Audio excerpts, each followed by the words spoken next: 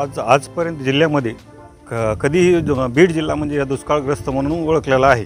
पण आजपर्यंत पाऊस आमच्या वाडवडील जे पूर्वज आहेत त्यांना विचारलं तरी त्यांनी आतापर्यंत सांगितलं की 70 ते 75 वर्ष झालं असेल ज्यांना तर तेही सांगतात की आजपर्यंत असा पाऊस कधीही झाला नाही आणि एवढं नुकसानही कधी झालं नाही.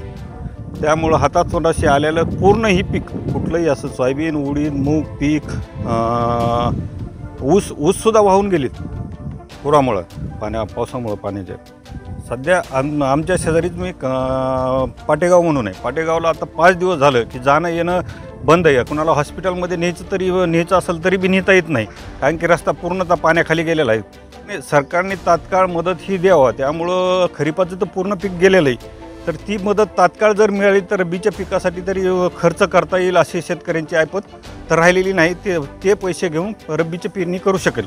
नाही आतापर्यंत पंचनाम्याला तर कुणी आलंच नाही आणि मदत ही मिळाली नाही. तर माझं मत आहे की पंचनामे न करता, त्यात वेळ न घालवता, की रब्बीच्या पेरणीसाठी तात्काळ शेतकऱ्यांच्या खात्यात सरकारने कमीत कमी 50,000 रुपये द्यावे हेक्टरी.